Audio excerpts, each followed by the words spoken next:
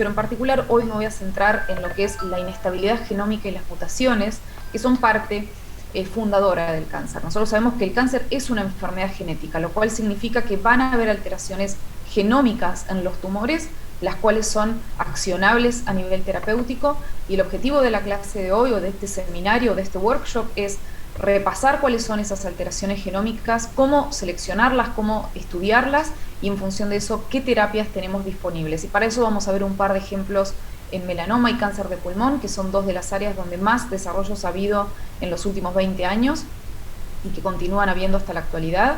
Y vamos a ver dos casos clínicos también como ejemplo para que estos conceptos queden más claros de cómo utilizamos las alteraciones genómicas a la hora de decidir una terapia en el hospital, en pacientes, en la vida real. Para recordarles, desde el año 1953 conocemos la estructura del ADN, es un descubrimiento que le valió el premio Nobel a dos investigadores, James Watson y Francis Crick, quienes descubren cómo es esta estructura a nivel físico-químico y plantean que esto puede tener un correlato a nivel biológico importante para el tratamiento de enfermedades. En el año 75, el descubrimiento del método de secuenciación de Sanger nos permite por primera vez conocer cuál es la secuencia de los nucleótidos en el ADN. Es decir, cuál es el orden correcto en el cual están los nucleótidos en cada uno de nuestros genes. Y con esta tecnología empieza a desarrollarse un proyecto de investigación mucho más grande que tiene como objetivo conocer el genoma humano. Por supuesto que para esto necesitábamos tecnología. En el año 87 empezamos a usar los primeros secuenciadores automáticos, esto es tecnología de Applied Biosystems, y con estos equipos comienza este proyecto de secuenciación. Francis Crick, él dice en aquel momento que solo el tiempo y el dinero era lo que se interponía entre conocer la composición de cada gen del genoma humano. Y esto realmente fue así. El tiempo que llevó a conocer el genoma humano fue 13 años, un proyecto que involucró 6 países, 20 instituciones científicas y la inversión de 2.7 billones de dólares, hasta que tuvimos en febrero del 2001 la publicación de la secuencia del genoma humano tanto en las revistas Nature como Science. James Watson dijo, bueno, esta va a ser una herramienta que va a cambiar a la humanidad como lo hizo la imprenta. Y así fue, porque no solo que tuvimos la secuenciación del genoma humano, sino que junto con este descubrimiento tan importante empieza a haber un desarrollo tecnológico enorme que nos permite tener valores de secuenciación mucho más accesibles. Vemos que el costo de la secuenciación del genoma va de 100 millones de dólares por el 2001 a, en el año 2019, cuando se grafican estas curvas, alrededor de los $1.000. Claramente un valor mucho más accesible que nos empieza a hacer pensar que la genómica y el estudio de las alteraciones genéticas, las bases moleculares del cáncer, pueden ser estudiadas en laboratorios, pueden ser estudiadas en el contexto de un hospital y pueden ser utilizadas para la selección de un tratamiento específico. Por supuesto que no solo empezamos a tener desarrollos tecnológicos, sino también avances a nivel del tiempo que lleva a hacer un análisis de este tipo. Los secuenciadores que utilizamos en la actualidad son los Illumina. Esta tecnología cambia año a año. Los equipos HiSeq y 3000 y 4000 nos permiten tener resultados en un tiempo muy corto y aplicar ese conocimiento para la toma de decisiones. Antes, recordemos que la secuenciación llevaba mucho tiempo de análisis bioinformático, pipelines complejos que ahora han sido optimizados con el objetivo de que una muestra llegue al laboratorio y en 10 días tengamos un reporte curado, es decir, analizado con estrictas normas de análisis bioinformático y con toda la comparación con respecto a las bases de datos actuales y a la evidencia científica que nos dice qué droga es útil para cada alteración genómica. Ahora bien, repasemos cuáles son esas alteraciones genómicas en cáncer para que estemos todos en la misma página, porque esta es la base de cómo vamos a utilizar este conocimiento para seleccionar un tratamiento en pacientes. Las alteraciones genómicas en cáncer son 4 grandes tipos: sustituciones de base, inserciones y deleciones, alteración en el número de copias, rearreglos y translocaciones. Algunos ejemplos que probablemente para ustedes son conocidos y claros es, por ejemplo, la mutación BRAF V600C en el caso de melanoma, deleción del exón 19 de EGFR en pulmón, amplificación de HER2 en cáncer de mama y rearreglos y translocaciones en genes como ROS1 en TRAC y ALK en cáncer de pulmón, entre otros. Esas alteraciones de sustituciones de base van a ser sinónimas en el caso de que haya una sustitución que no genere un cambio en el aminoácido que se codifica con ese nucleótido. Por ejemplo, en esta secuencia tenemos GGC, lo cual codifica para una glicina.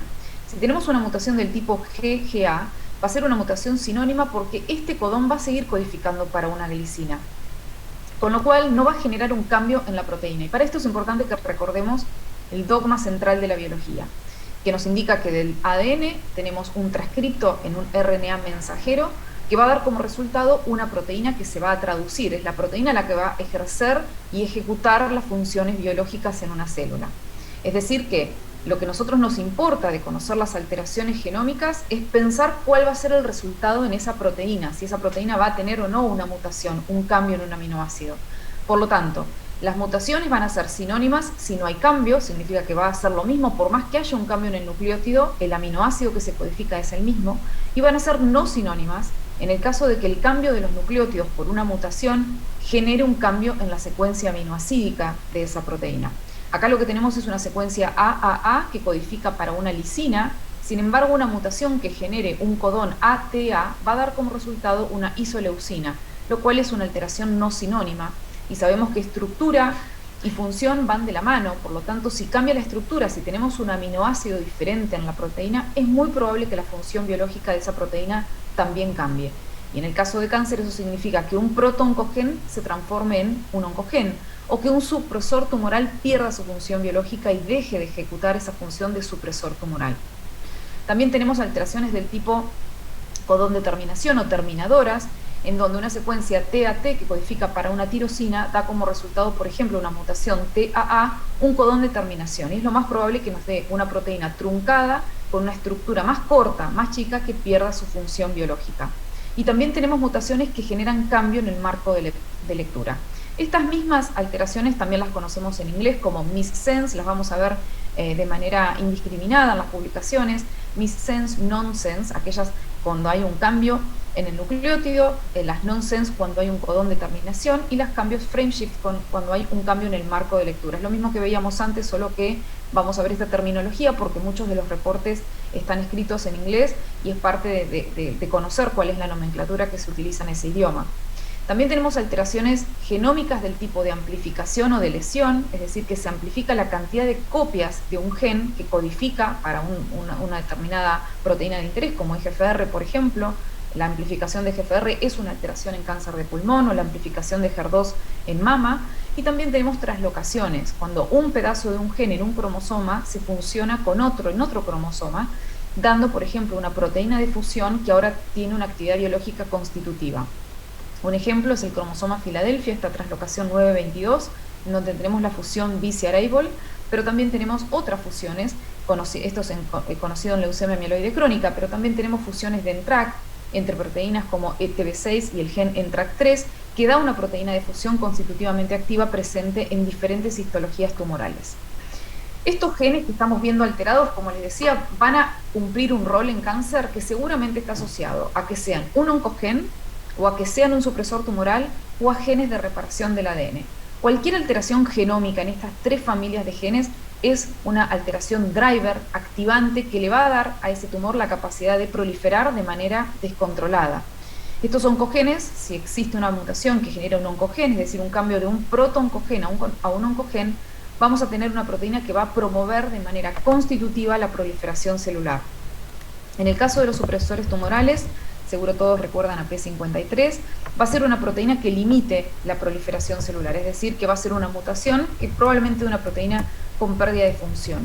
Y tenemos los genes de reparación del ADN, fundamentales para arreglar todos los problemas que tenga el ADN, ya sea por irradiación, por estrés oxidativo, por errores en la réplica. Todas esas proteínas que forman parte de la estructura de reparación del ADN, si están mutadas y pierden su función, lo que van a hacer es que se permita que esos errores en el ADN se acumulen, y eso va a generar, por supuesto, a lo largo del tiempo inestabilidad cromosómica y va a generar aumento de la proliferación celular. Estos genes de la proliferación, de la reparación del ADN, son los que mantienen la estabilidad genómica y es un mecanismo intrínseco de supresión tumoral. Sabemos que hay diferentes agentes que pueden dañar el ADN. Pueden haber errores normales de la replicación, pero agentes que dañan el ADN no nos va a sorprender ver la radiación ultravioleta, un carcinógeno en melanoma, por ejemplo, o agentes alquilantes o agentes radicales de oxígeno, o los carcinógenos del tabaco, o los rayos X. Todos estos carcinógenos van a tener como un objetivo dañar el ADN, y esta maquinaria de replicación del ADN tiene que estar intacta para arreglar los errores que se cometan. Si tenemos errores en las proteínas que reparan el ADN, si hay mutaciones, entonces vamos a tener como consecuencia pérdida de control de los checkpoints de los pasos del ciclo celular, de G1S, de S a G2, de G2 a M. Estos caretakers genes o genes de reparación del ADN van a estar involucrados también como consecuencia en otras alteraciones, como por ejemplo deficiencia de mismatch repair, un biomarcador que hoy ya sabemos que es agnóstico de histología tumoral. Hoy un tumor que tenga deficiencia de reparación del ADN ya puede ser seleccionado, por ejemplo, para tratamiento con terapia anti-PD1. Y ahí es como empezamos a ver cómo el conocimiento de las alteraciones genómicas en cáncer nos permite empezar a seleccionar terapias específicas para tratar a los pacientes con cáncer. Siempre que hablamos de alteraciones genómicas, las tenemos que discriminar en dos grandes ramas. Por un lado, las alteraciones germinales, que significa que van a estar en todas nuestras células. Es una alteración que es hereditable, que la heredamos de alguno de nuestros padres y que puede causar un síndrome familiar de cáncer. Y es importante saber si esa alteración es germinal porque nos va a hablar de cuál es la probabilidad de que una persona desarrolle cáncer a lo largo de su vida, no solo esa persona, sino también su descendencia, o sus hermanos, o sus familiares. Y es por eso que siempre, y lo vamos a ver mañana en la segunda parte del workshop, tenemos que tener en cuenta que los hallazgos somáticos que encontremos en un tumor, es decir, esas alteraciones, cuando secuenciamos un tumor, siempre tenemos que pensar si además no podría ser una alteración de tipo germinal. Y para esto tenemos que hacer estudios específicos en muestras, como por ejemplo sangre o saliva, tomando una muestra de ADN que nos permita saber si esa alteración está en todas las células o si está solo en el tumor. Hablamos de mutaciones somáticas para aquellas que están solo en el tumor, no están en todas nuestras células, no son heredadas y tienen naturaleza clonal. Estas alteraciones son las que van a constituir a ese tumor junto con las germinales que pueden estar o no, y son las que nos interesa saber cuáles son para poder definir una terapia. Lo importante que tenemos que tener en cuenta es que muchas de estas alteraciones germinales, en el caso de que sean germinales, pueden causar estos síndromes familiares hereditarios, que por supuesto van a tener consecuencias, como les decía, tanto en la persona a futuro como en su descendencia, como en sus familiares. Esta es una lista de los genes germinales que pueden generar algún tipo de patología tumoral. Tenemos que recordar además que, como en esta clase de repaso, si se quiere, que el proceso de tumorigénesis es un proceso de varios pasos y que tenemos que pensar que cuando vamos a secuenciar un tumor, tenemos que hacerlo en el momento más cercano a la toma de decisión terapéutica. Y esto tiene que ver con que este proceso de multipasos involucra que haya alteraciones genómicas en los diferentes pasos de la transformación maligna. No va a ser lo mismo las alteraciones genómicas que veamos en un adenoma temprano que los que veamos en un cáncer invasivo, más allá que sea el mismo paciente. Un tumor en un estadio temprano va a tener una carga de alteraciones genómicas que va a acumular junto con otras en el tumor invasivo. Y por lo tanto, si estamos tomando una decisión para un paciente con un carcinoma invasivo, tenemos que secuenciar la muestra más cercana, sabiendo que este proceso de tumorigénesis es un proceso de varios pasos, en donde, por ejemplo, comenzamos con una alteración en APC y beta-catenina, acumulamos luego una mutación en Carras, luego viene la mutación en P53, PI3 quinasa, y por lo tanto este tumor invasivo, como para citarles un ejemplo, va a tener alteraciones genómicas que no estaban en los estadios anteriores.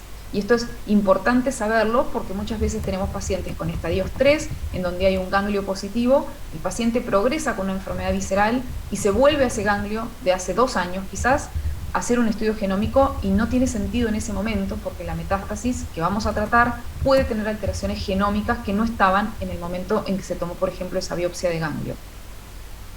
Este es un ejemplo claro en melanoma. El melanoma es un ejemplo también, junto con cáncer colorectal, de este proceso de multipasos, en donde si secuenciamos los lunares que podemos tener, vamos a encontrar las mutaciones de BRAF. Ahora bien, eso no significa que vayamos a desarrollar melanoma. BRAF, la alteración de BRAF es una alteración temprana en el proceso de transformación de un nevo benigno a un nevo displásico. Sin embargo, a medida que progresa el melanoma, se van acumulando alteraciones como pérdida de CDKN2A, pérdida de PTEN, cambio de expresión de caderinas, aumento de expresión de metaloproteasas, y es necesario saber todas las alteraciones genómicas para definir una terapia en el momento en que lo vayamos a hacer, que en general es en el estadio metastásico de la enfermedad. ¿Dónde vamos a encontrar la información genómica que ya tenemos colectada hasta la fecha, que es mucha y nos sirve para muchos estudios, para preguntas de investigación científica, para saber cuál es la prevalencia de una mutación, una determinada histología tumoral?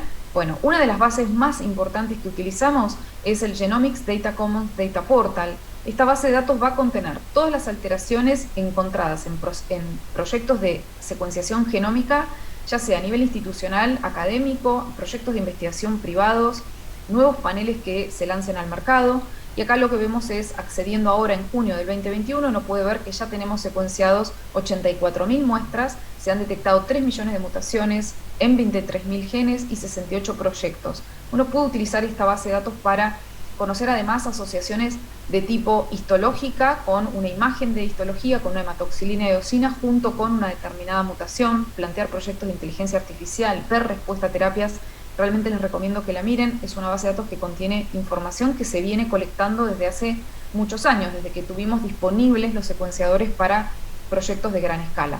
Cuando hablamos de proyectos de gran escala, este es uno de los básicos que hemos tenido desde el año 2013 y que hemos utilizado mucho para conocer las alteraciones genómicas en cáncer. Es un estudio de Foundation Medicine en donde se utilizó un panel de 324 genes en 10.000 muestras de pacientes con diferentes histologías tumorales: pulmón, mama, cáncer desconocido, colon, tejidos blandos, páncreas, ovario, entre otros, y donde se vieron alteraciones genómicas como mutaciones hotspot, inserciones y deleciones, amplificaciones de genes, formas truncadas, etc. En la lista de alteraciones genómicas no nos sorprende ver que P53 sea el gen con más alteraciones, porque ya sabemos que está mutado en la mitad de los tumores. En cualquier tumor, no importa qué histología, en uno de dos vamos a tener una mutación en P53, seguido de Carras, de CAN2A, P3 quinasa y tantos otros genes y tantas otras proteínas, por lo tanto, alterados a nivel genómico, y muchas de ellas hoy con una droga específica que nos permite tener seleccionar una terapia y accionar en ese tumor con esa terapia específica. También tenemos datos que vienen de otros proyectos, como el Cancer Genome Atlas. En este caso se utilizó tecnología Whole Exome Sequencing, no un panel de genes, sino secuenciación total de exomas en 11.000 muestras. Y acá vemos cómo los datos genómicos ya han sido traducidos en terapias aprobadas, algunas de ellas por la FDA, otras en ensayos clínicos, otros case report y otros en estadio preclínico. Como vemos en melanoma, la mitad de los tumores tiene una terapia aprobada por la FDA porque la mitad tiene mutación de BRAF, y para eso ya tenemos aprobado combinaciones inhibidores de BRAF con inhibidores de MEK. Pero muchas otras histologías también tenemos drogas aprobadas por conocer la alteración genómica en los tumores. Esto ha dado origen a los pilares del tratamiento del cáncer, y la genómica hoy, en la actualidad, nos sirve principalmente, y no digo únicamente, sino principalmente, para la selección de terapias target y para la selección de inmunoterapia. Y de esos dos ejemplos les quiero hablar hoy. Así que lo que dijo en aquel momento James Watson, que decía que era una herramienta que iba a cambiar a la humanidad como lo hizo la imprenta, realmente lo hizo, y veamos algunos ejemplos. Ejemplos de alteraciones genómicas en cáncer: fusión de BCR-ABL, translocación en leucemia mieloide crónica. Tuvimos el descubrimiento, el desarrollo de imatinib, quien mostró un beneficio terapéutico. Es una droga específica para inhibir la proteína BCR-ABL respecto de la terapia combinacional, que era el estándar de care de aquel momento. Es un trabajo del 2013. La amplificación de HER2 en cáncer de mama, desarrollo de un anticuerpo monoclonal específico, trastuzumab, que inhibe a la proteína HER2 y que claramente mostró un aumento de la PFS comparado con el grupo control en pacientes con cáncer de mama con amplificación de HER2. Tenemos en el caso de EGFR mutado en pulmón el desarrollo de gefitinib, entre tantos otros inhibidores de EGFR en pulmón, que también mostró un beneficio terapéutico comparado con carboplatino plaquitaxel. Bemurafenib, el inhibidor específico de BRAF, aprobado para el tratamiento de melanoma, mostró superioridad respecto de dacarbazina. Alectinib, un inhibidor de ALK, que mostró incluso superioridad respecto de otro inhibidor de ALK que venía siendo utilizado, como lo es crizotinib. ¿Por qué? Porque cada vez vamos desarrollando terapias más específicas que tienen duraciones mayores y empezamos a comparar una terapia target versus otra. Por ejemplo, alectinib versus crizotinib, dos inhibidores de ALK, uno mejor que el otro, uno con más penetrancia a nivel del sistema nervioso central y mayor extensión de la PFS. Hoy hablamos de medicina de precisión, la cual nos va a permitir entonces seleccionar tratamientos específicos de acuerdo a las alteraciones genómicas que tenga la enfermedad del paciente.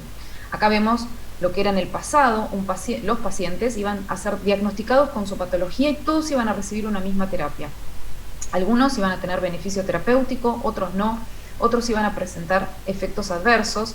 Lo importante es que hoy, en la actualidad, en la medicina de precisión, tenemos Los pacientes que son seleccionados de acuerdo, su tratamiento de acuerdo a su perfilado genómico. No vamos a tratar a todos los pacientes con cáncer de pulmón igual, porque sabemos que cada tumor puede tener un biomarcador diferente, una alteración genómica distinta que nos permita seleccionar una terapia específica para esa alteración y extender la sobrevida de esos pacientes mucho más que si les damos a todos la misma terapia. Y para esto tenemos dos grandes ramas, digamos, del estudio de las alteraciones genómicas en cáncer, que son los single biomarker testing o testeo de un biomarcador a la vez, versus el Comprehensive Genomic Profiling o el perfilado genómico integral, que va a ser una estrategia de NGS, de Next Generation Sequencing, en donde testemos muchos genes a la vez. Por supuesto que en la actualidad, con la gran cantidad de biomarcadores que tenemos ya conocidos, accionables a nivel terapéutico, el perfilado genómico integral debería ser la herramienta de elección al momento del diagnóstico del paciente, porque nos va a permitir conocer en tiempo real y en poco tiempo qué biomarcador está mutado, qué alteración tiene ese tumor respecto del single gene biomarker testing, en donde vamos a ir uno a la vez, y con lo cual, si da negativo el primer testeo, vamos a ir a recién testear el segundo, y luego el tercero, y luego el cuarto, y eso lleva tiempo, y el tiempo va justo en contra de lo que necesitamos para tratar a un paciente con cáncer avanzado. No solo esto, sino que en el caso del single biomarker testing, si lo comparamos con el Comprehensive Genomic Profiling, vamos a encontrar que el 31% de las alteraciones van a coincidir entre los dos. Sin embargo, el perfilado genómico va a tener la capacidad de detectar un 69% más de alteraciones accionables que no se hubieran podido detectar con el single gene biomarker. Y cuando hablamos de estas alteraciones, recordemos cuáles son, las que vimos anteriormente: sustituciones de base, inserciones y deleciones, alteraciones del número de copia y rearreglos, pero también hoy tenemos dos biomarcadores genómicos que les voy a contar en detalle, que son el Tumor Mutation Burden y la inestabilidad de microsatélites, fundamentales para la selección de pacientes para tratamiento con inmunoterapia. Los dos aprobados por la FDA como biomarcadores agnósticos. Si está la firma molecular de TMB elevado o de inestabilidad de microsatélites, los pacientes pueden recibir terapia anti-PD1. Veamos ejemplos concretos de cómo la genómica cambió el tratamiento de melanoma. Es una enfermedad mortal de cáncer de piel que hasta hace unos años se tenía una sobrevida media de 6 a 9 meses. Esto cambió con el conocimiento de las alteraciones genómicas en melanoma, en donde sabemos que tenemos la mitad de los pacientes con mutaciones en BRAF, 20% en RAS, 10% en F1 y luego tenemos los triple wild type. Independientemente de la alteración genómica, tenemos una activación de la vía de MAP quinasas en el 92% de los casos. Recordemos siempre, alteración genómica va de la mano de una alteración en una proteína y en una vía de señalización o en un supresor tumoral o en una reparación del ADN. Esta vía de señalización, en particular la de MAP quinasas, lo que va a hacer es permitir que BRAF esté activada de manera constitutiva, fosforilando a MEK y MEK fosforilando a ERK y ERK yendo al núcleo a transcribir genes que favorecen la progresión tumoral. Esto ocurre en la mitad de los tumores de melanoma que surgen de sitios de exposición intermitente al sol, es decir, aquellas personas que toman sol y desarrollan un melanoma a lo largo del tiempo.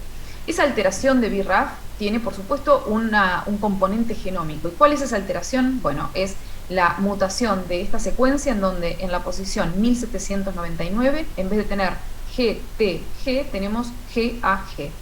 Esto queda como resultado que este codón GTG, en vez de codificar la valina en la posición 600 de la proteína BRAF, esta es la secuencia de aminoácidos de BRAF wild type, en vez de tener GTG tenemos un GAG, es decir, un glutamato, y este cambio B por E va a dar una proteína constitutivamente activa.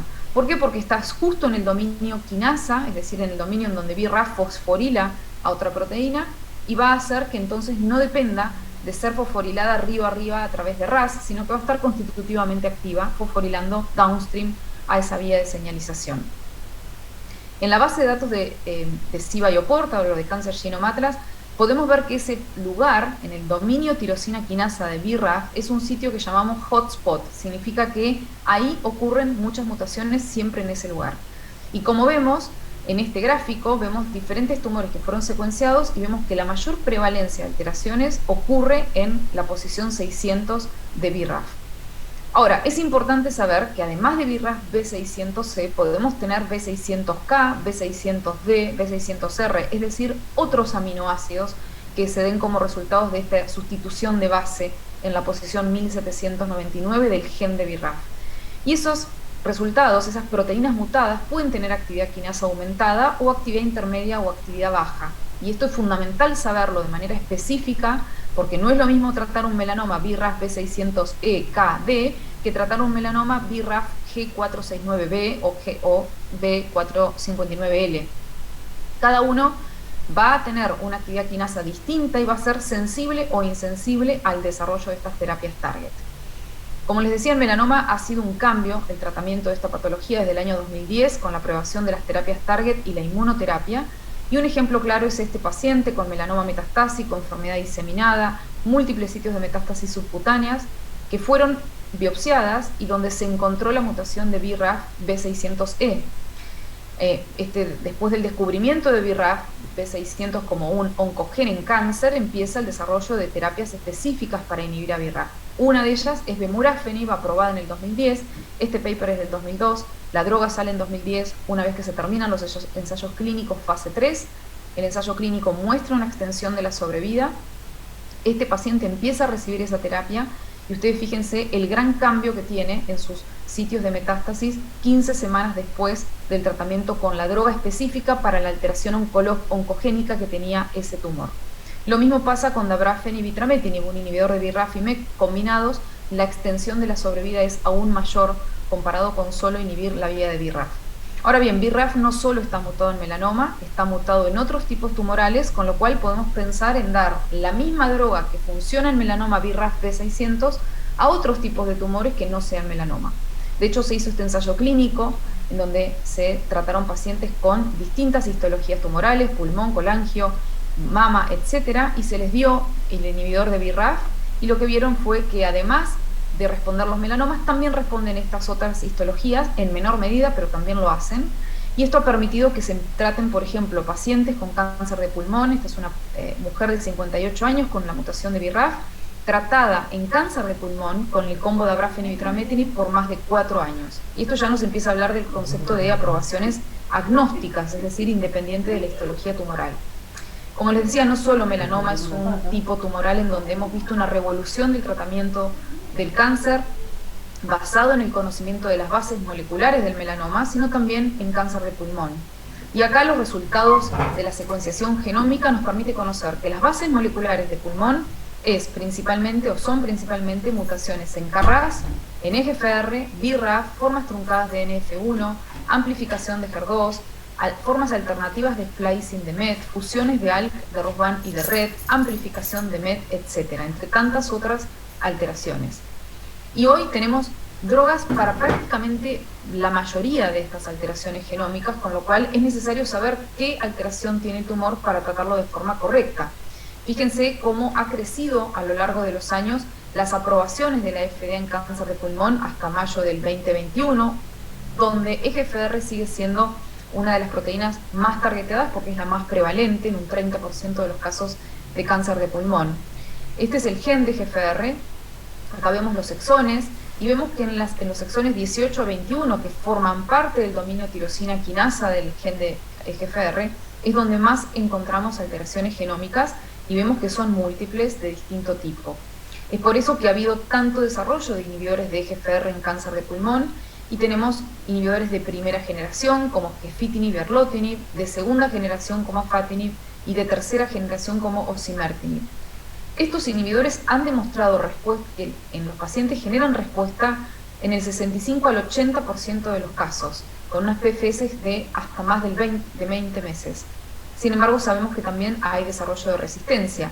Y también la genómica nos permite conocer no solo la alteración genómica driver del tumor, sino también si hay otras alteraciones, como por ejemplo el caso de P53. Podemos tener un tumor que además de tener EGFR mutado, tenga P53 mutado, y no va a ser lo mismo tratar a un EGFR mutado P53 wild type que a un EGFR mutado P53 mutado.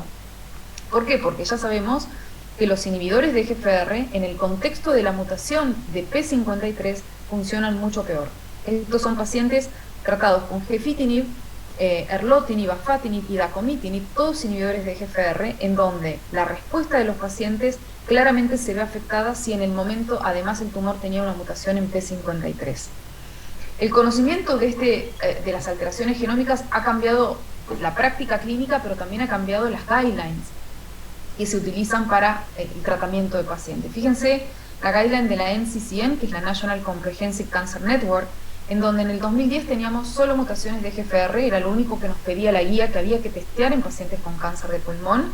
En el 2014 la guía aumenta los biomarcadores y dice, bueno, además hay que testear si hay fusiones de ALK o fusiones de ROS1. Ya para el 2018 agrega la expresión de PDL1 con la aprobación de Pembro y las mutaciones en BRAF. Pero fíjense lo que es en el 2021, esto es abril del 2021, ya hablamos de bloques de evidencia, de acuerdo a cada alteración va a haber una terapia específica, ya sea que el tumor sea rearreglo positivo para ALK, tenemos todas estas opciones. Si es mutante para BRAF, tenemos estas opciones. Si tiene mutado EGFR, tenemos todo esto. Si tiene skipping del exón 14, tenemos estas terapias. Fusiones en TRAC, estas opciones. Tiene rearreglo en red, esto. Entonces, claramente, hoy, un paciente diagnosticado con cáncer de pulmón no pueden recibir todos la misma terapia, porque sabemos que, primero, hay muchas alteraciones genómicas en cáncer de pulmón, y segundo, hay muchas terapias específicas para tratar a esas alteraciones. Y es por eso que es tan importante hacer un testeo genómico en el momento que el paciente llega a la clínica. Fíjense cómo cambia la PFS de pacientes que recibieron terapias específicas aprobadas en las guías de la NCCN porque se hizo un diagnóstico genómico versus aquellos que no recibieron una terapia que indique la NCCN de acuerdo a su alteración genómica. Vamos a extender más la vida de los pacientes si testeamos sus tumores, sabemos qué alteración genómica tienen y le damos la droga específica para esa alteración si es que existe. Por supuesto que acá vale aclarar que van a venir reportes o van a hacer estudios de perfilado genómico y no encontremos un biomarcador. Bueno, en ese caso, por supuesto, se irá al estándar of care de acuerdo a lo que indican las guidelines, pero tenemos altas chances de encontrar, por ejemplo, en pulmón, un biomarcador accionable a nivel terapéutico. Acá tenemos otro gráfico, esto es de ASCO del año pasado, en donde están las asociaciones entre el testeo genómico y la terapia target en pacientes dentro de los 60 días del diagnóstico. Si el testeo genómico se hizo desde los 60 días del diagnóstico, la sobrevida es mayor. O sea, este es un gráfico muy claro que nos habla, si se testeó y se encontró el driver, la sobrevida de ese paciente va a ser mayor. Y acá es, si se testeó y se dio la droga específica, es claramente la mayor sobrevida versus testear y no dar las drogas específicas.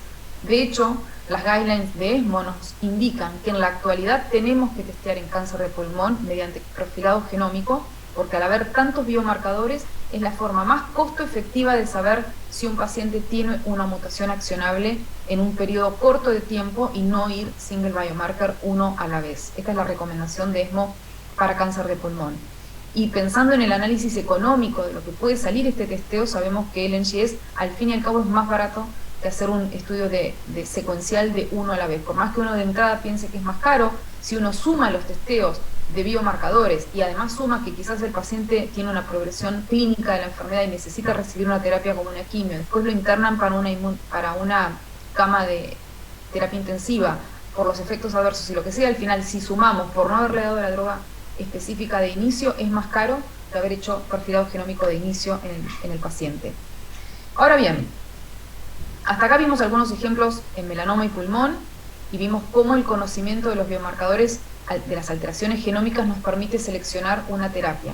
Pero cada vez más vemos que las alteraciones genómicas se repiten en los distintos tumores. BRAF, como les dije, está mutado en melanoma, pero también está mutado en cáncer colorectal, pulmón, tiroides, mama. Es decir, que vamos a ver que esa misma alteración está presente en otras histologías y quizás las drogas aprobadas para una histología funcionen en otra. Y es por eso que empezamos a ver cada vez más aprobaciones agnósticas. ¿Qué significa? No importa qué histología tiene el tumor, no importa qué origen, si está mutado en tal gen le puedo dar esta terapia porque ya se demostró que funciona en todas las histologías. ¿Qué tenemos aprobado hasta hoy en cuanto a agnóstico? Pembro, una inmunoterapia anti-PD1 para aquellos tumores que tengan elevada carga mutacional o inestabilidad de microsatélites, y dentro del campo de las terapias target, 2 inhibidores de NTRK, larotrectinib y entrectinib, para aquellos tumores que tengan fusiones de NTRK. ¿Qué se espera en el futuro? Bueno, que haya cada vez más inhibidores aprobados para tumores con mutaciones en BRAF, para tumores con mutaciones en BRCA, para amplificaciones de HER2. De hecho, la proyección es que a partir de este año empecemos a tener aprobación agnóstica para FGFR, en el 2022 para aquellos tumores que tengan homologous recombination deficiency, en el 2023 se van a agregar lo que se supone de acuerdo a los ensayos clínicos que hay en curso, más biomarcadores agnósticos como ATM, BRCA, HER2, HER4, neurorebulina 1, RET, etc. Es decir, que el futuro es cada vez más agnóstico de histología y más enfocado en la alteración genómica que tenga el tumor. Veamos un ejemplo de NTRK, como les dije, es una fusión de dos genes que da como resultado una proteína de fusión constitutivamente activa que va a disparar vías de señalización como PI3 quinasa, RAS, fosfolipasa C. Esta activación constitutiva de vías de señalización hace que si tenemos un inhibidor específico de esta proteína de fusión, podamos tratar de inhibir a esa vía de señalización. ¿Dónde tenemos fusiones de NTRK? Bueno, como ven, en distintos tumores. Glioma de alto grado, cáncer de cabeza y cuello, sarcoma, cáncer renal, pancreático, colorectal, melanoma, colangiocarcinoma, cáncer de mama, cáncer de pulmón, en pacientes pediátricos también, un clásico ejemplo es el fibrosarcoma infantil. En todas estas histologías hay fusiones de NTRK con distinto tipo de frecuencias. Fibrosarcoma infantil, en el más del 90% de los casos tenemos fusiones de NTRK. En el caso de cáncer de pulmón, menos del 5% va a tener fusiones de NTRK. Y es por eso que tenemos los resultados de los ensayos clínicos de dos drogas que fueron testadas y aprobadas por la FDA, entrectinib y larotrectinib, para inhibir a las fusiones de NTRK. Las fusiones de NTRK, bueno, acá tenemos las distintas histologías, en qué frecuencia las podemos encontrar, pero lo más importante es que estas drogas, como por ejemplo entrectinib, fueron testeadas en ensayos clínicos con pacientes con sarcoma, pacientes con cáncer de pulmón, de mama, de tiroides, colorectal, y en todos, no importa la histología, se vio respuesta. En las diferentes histologías hubo una respuesta del 57.4%. En el caso del larotrectinib, respuestas del 75% en las diferentes histologías tumorales. Y esto es lo que nos dio la aprobación de la FDA para estas dos drogas agnósticas de histología. Si está la fusión de NTRK, se puede tratar al paciente con alguna de estas dos terapias. Ahora bien, también tenemos, como les decía, biomarcadores agnósticos en el campo de la inmunoterapia. Para esto repasemos de vuelta las hallmarks of cancer. Cuando hablamos de cáncer, sabemos que una de las características que va a tener un tumor es su capacidad de evadir la destrucción por parte del sistema inmune. Y para esto recordemos que una célula tumoral va a ser diferente de una célula normal. Nuestro sistema inmune, que tiene un sistema de inmunovigilancia, debería detectar que esa célula no es más una célula normal, tiene antígenos distintos, es una célula tumoral y debería ser eliminada. Sin embargo, por supuesto, el tumor adquiere mecanismos de bypassear este ataque por parte del sistema inmune. Uno de ellos es expresar la proteína PDL1 y por lo tanto inducir un exhaustamiento en los linfocitos T que deberían venir a atacarlo, y otros mecanismos también de evasión del sistema inmune. Es por eso que empieza también, durante muchos años, se hacen estudios para tratar de entender cuáles son esos puntos de chequeo del sistema inmune hacia el tumor, y descubrimos el rol de PD1 y CTLA4 y el desarrollo concomitante de las inmunoterapias inhibitorias de PD1 y CTLA4, que han sido, por supuesto, grandes descubrimientos que le valieron el premio Nobel en el 2018 a James Allison y Kazuku Konsho, por su conocimiento, su descubrimiento del rol de PD1 y CTLA4 en cáncer y en inmunología contra el tumor. Hoy tenemos entonces aprobados inhibidores de PD1, de PDL1, de CTLA4 y de muchas combinaciones de estas drogas. ¿Dónde nos importa saber a nosotros si una inmunoterapia va a funcionar? Bueno, en todos los pacientes nos importa saberlo porque son drogas caras, que tienen también su toxicidad, como todas las terapias en pacientes, y que por lo tanto necesitamos tener algo que nos indique si ese paciente va a responder o no. Y recordemos cuál es el ciclo de inmunidad y cáncer. El primer paso de este ciclo de inmunidad y cáncer es la liberación por parte del tumor de antígenos tumorales. Y esto nos da una relación directamente proporcional a la posibilidad de infiltrado inmune que va a tener ese tumor. Mientras más antígenos tenga, más chances tiene ese tumor de ser reconocido por parte del sistema inmune y de que el sistema inmune infiltre al tumor, de que más linfocitos penetren en el tumor y traten de eliminarlo. Este primer paso de liberación de antígenos, que va a redundar en cómo va a estar infiltrado ese tumor por los linfocitos, requiere del testeo de biomarcadores. ¿Cuál es el biomarcador de testeo de neoantígenos? El Tumor Mutation Burden, o la carga mutacional del tumor. Ahora bien, es un biomarcador que es testeado por diferentes empresas, y esto es lo que nos complica a la hora de seleccionar un biomarcador. Sin embargo, el TMB es una carga mutacional que tiene el tumor, es la cantidad de mutaciones que tiene el ADN de ese tumor, y que nos va a indicar la cantidad de neoantígenos probables que pueda tener ese tumor. Recordemos, nuevamente, el ADN va a ser transcripto y traducido a proteínas, y mientras más mutaciones tenga, más nuevos péptidos vamos a tener. Y recordemos, el sistema inmune no va a mirar el ADN, va a mirar las proteínas, no reconoce ADN, reconoce proteínas diferentes, y esas proteínas diferentes son nuevos antígenos, nuevos péptidos, que son presentados por las proteínas presentadoras de antígenos a los linfocitos T. Es decir, mientras más nuevas proteínas tengamos, porque hay más mutaciones en el ADN, más presentación antigénica va a haber, más linfocitos van a penetrar el tumor y más chance de que lo traten de eliminar, más allá de que el mecanismo de evasión del sistema inmune va a estar presente. ¿Cuáles son las mutaciones en cáncer? Ya las vimos, pero si ordenamos las diferentes histologías tumorales por carga mutacional, no nos sorprende ver a melanoma y a cáncer de pulmón bien arriba. ¿Por qué? Porque los carcinógenos de estos dos tipos tumorales son muy mutagénicos, como la radiación UV en el caso de melanoma y el tabaco en el caso de cáncer de pulmón, pero también los demás tipos tumorales tienen carga mutacional. Obviamente, como les digo, los que tengan un origen con un carcinógeno mutagénico tan claro van a tener más mutaciones. La alta carga mutacional lo que nos va a redundar es en un tumor con alto infiltrado y con más chance de respuesta a la inmunoterapia. Es por eso que el TMB lo que nos va a indicar es que un paciente puede ser un buen candidato a recibir inmunoterapia versus un paciente con baja carga mutacional. Esto lo descubrimos en diferentes papers que se han publicado. Este es uno del grupo de Risby que publicó en la revista Science, en donde lo que se vio es que los pacientes con beneficio clínico duradero eran los que tenían más mutaciones versus aquellos pacientes que no tenían beneficio clínico duradero y tenían menos número de mutaciones. Y esa carga mutacional lo que se hizo fue un estudio bioinformático que se predijeron cuáles son los neoantígenos a partir de esas mutaciones. Y se vio que a más neoantígenos, de nuevo, más carga, más respuesta, y los tumores con menos neoantígenos, menos respuesta. Otro biomarcador importante es la inestabilidad microsatelital. Además del TMB, los microsatélites, recordemos que son secuencias repetitivas del ADN de 6 a 7 bases, en donde podemos tener mutaciones, y si hay un mecanismo de deficiencia de reparación del ADN y tenemos un microsatélite que tiene un error en su secuencia, entonces vamos a tener inestabilidad porque faltan las proteínas que reparan. Entonces, la deficiencia de proteínas de mismatch repair va a redundar en inestabilidad microsatelital. Y se ha visto en diferentes trabajos que aquellos tumores con inestabilidad microsatelital tienen también más chance de respuesta a la inmunoterapia anti-PD1. Esto es, pacientes tratados con pembro versus quimioterapia con inestabilidad microsatelital, claramente los que tienen estabilidad van a tener mejor respuesta a la inmunoterapia que aquellos que no lo tengan. También se hizo otro estudio, en 1958, en donde se trataron distintas histologías tumorales con inestabilidad de microsatélites, y de nuevo se vio lo mismo.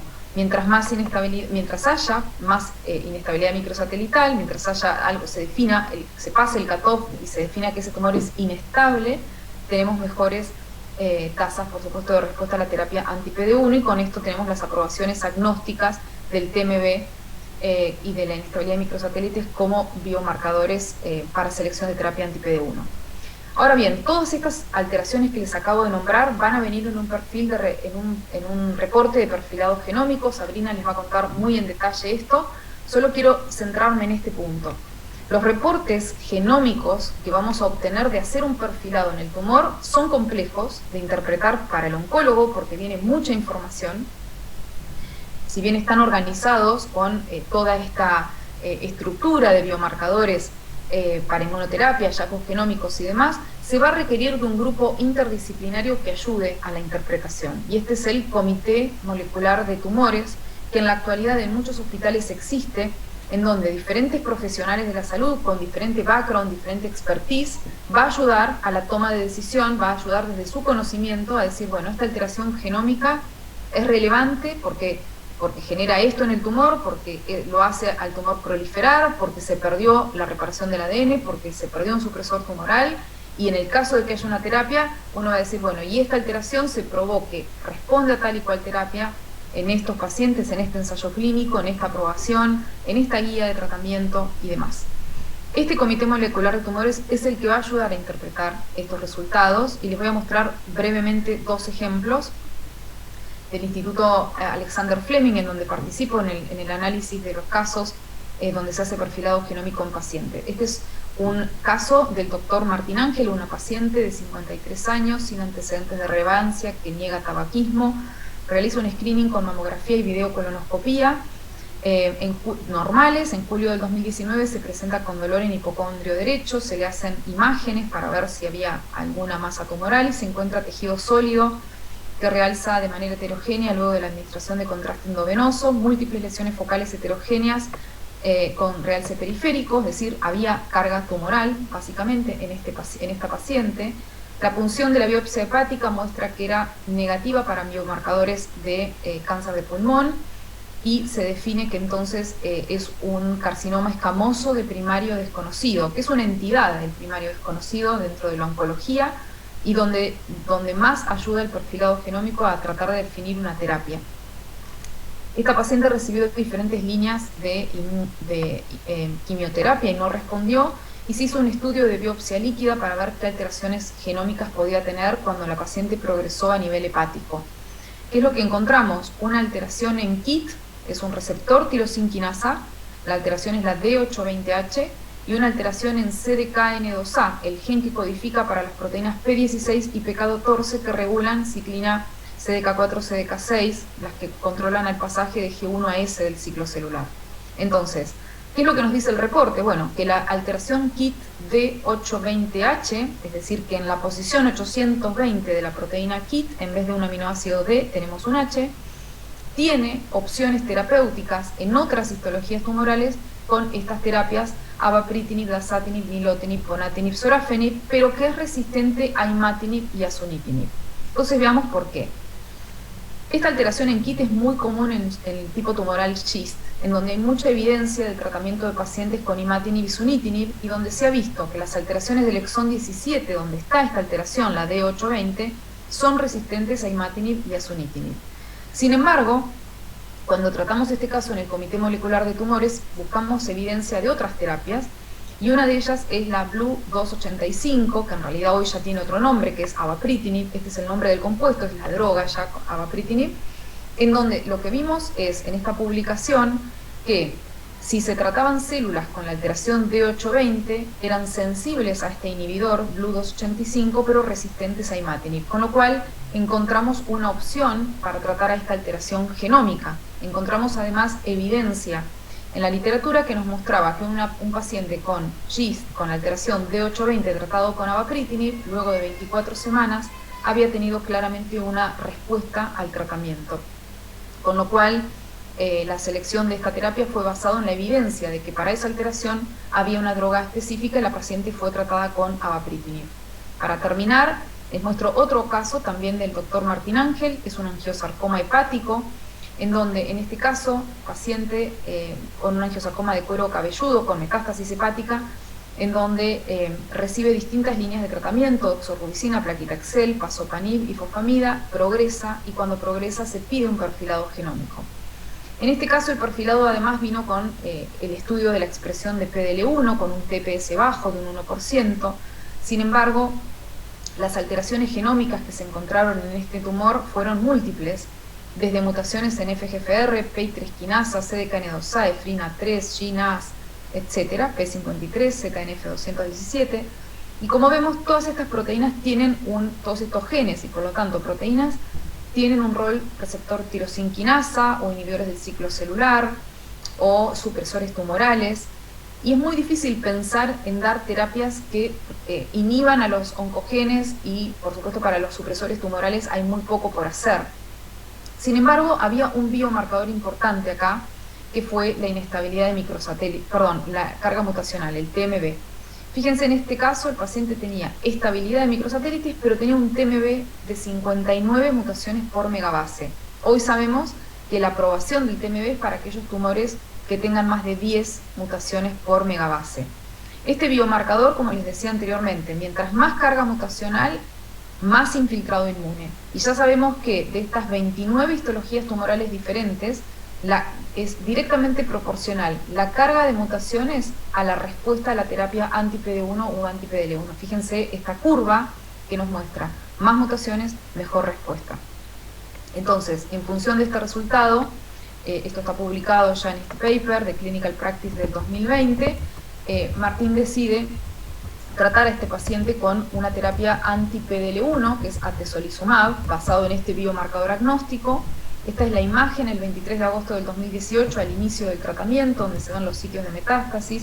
Estas son las metástasis hepáticas, las metástasis pulmonares, y ya se empieza a ver una reducción de las lesiones para octubre del 2018, bastante clara, y se sigue viendo una reducción aún mayor en agosto del 2019, casi un año después. Fíjense cómo se redujeron aún más las metástasis hepáticas, y en septiembre del 2020, un año después, el paciente está con respuesta completa al tratamiento. Es decir, que la selección basada en un biomarcador genómico, que es la carga mutacional, fue útil en este caso también para definir una terapia que fue claramente efectiva en el paciente. Este es el paper que los invito a leer, donde se hace también una revisión muy buena de los casos de angiosarcoma de tejidos blandos. Así que, como conclusiones de esta primera parte, y ahora le doy el espacio a Sabrina, el descubrimiento de las alteraciones genómicas en cáncer ha impulsado el desarrollo de la medicina de precisión, la cual tiene como target una proteína que impulsa la proliferación celular y cuya inhibición detendría entonces el crecimiento tumoral.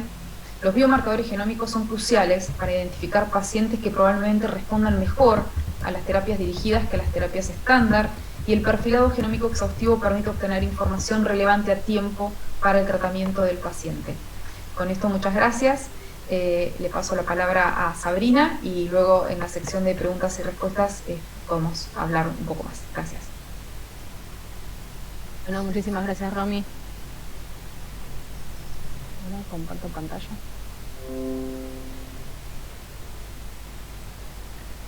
Mientras tanto, Sabrina, si querés te presento. Soy la doctora Sabrina Naven, es licenciada en genética, realizó un doctorado en la UBA en el área de neurociencia. Actualmente se desempeña como especialista en medicina personalizada en Foundation Medicine de Roche. Bueno, Sabrina, te doy espacio para tu presentación. Bueno, muchísimas gracias, Gabriela, a todos por asistir hoy. La idea es llevar un poco todo lo que estuvimos viendo recién con Romina más al área práctica de cómo podemos testear a estos pacientes con distintas herramientas genómicas. En principio, y a modo de resumen, hoy, como contaba Romina, todos tenemos totalmente claro que el cáncer es una enfermedad del genoma, donde ciertas alteraciones a nivel del ADN pueden llegar a producir proteínas truncadas, o sea, cuya estructura no sea la correcta, o alterar su función, y esto puede llevar, si esa alteración denominamos driver, a que se desarrolle un tumor en ese paciente. Si bien sabemos que el genoma humano tiene alrededor de 22.000 genes, en la pequeña porción codificante, que es el 1,5%, también sabemos que dentro de ese número de genes solo hay una pequeña proporción que está relacionada con el desarrollo del cáncer. Son alrededor de 500 genes. Y a su vez sabemos que no cualquier tipo de alteración, como bien les contaba Romina, va a desencadenar la aparición de un tumor. Puedo tener una alteración o una mutación que no genere ningún tipo de modificación a nivel de la proteína, con lo cual no va a llevar al desarrollo de un tumor. Y si bien podemos tener alteraciones que son biológicamente relevantes, es decir, que van a alterar la función o la estructura de la proteína, muchas veces esas alteraciones no necesariamente son accionables, es decir, no necesariamente las vamos a poder tratar. Y por otro lado, a modo de resumen también, como bien les explicó Romina, los tipos de mutaciones que sabemos que están involucradas en el desarrollo del cáncer son estos 4 tipos de mutaciones, y como también les mostró, hay evidencia de que la mayoría de los tumores presentan todos los tipos de mutaciones que existen. Entonces, lo primero que sería importante recalcar es que cuando uno está haciendo un estudio para evaluar cuál es el perfil genómico de un paciente, lo ideal sería que utilice un estudio o un approach que le permita poder evaluar los 4 tipos de mutaciones. Por otro lado, dependiendo del tipo de célula en la que se esté originando la alteración, como vimos recién, podemos tener un cáncer de origen germinal, aproximadamente el 10% de los tumores, que como les comentaba Romina, por un lado, como se originaron en el óvulo o en el espermatozoide de los padres que generaron ese individuo, la alteración va a estar presente en todas las células. Y generan generalmente todos los que son los síndromes de cáncer familiar. Una cosa importante de diferenciar en lo que es un testeo germinal de un testeo somático, que la validación es completamente diferente, porque cuando yo tengo una alteración a nivel germinal, el individuo la va a presentar en todas sus células, entonces uno esperaría que esa alteración se presente en una frecuencia del 100% si está en homocigosis o en un 50% aproximadamente si está en heterocigosis. En el caso de las alteraciones somáticas, los tumores somáticos, estas alteraciones se generan de novo en una célula, con lo cual no la va a heredar no la va a heredar la descendencia, pero sí las células que se originen a partir de esta. Es decir, son las células que terminan al fin y al cabo desarrollando el tumor.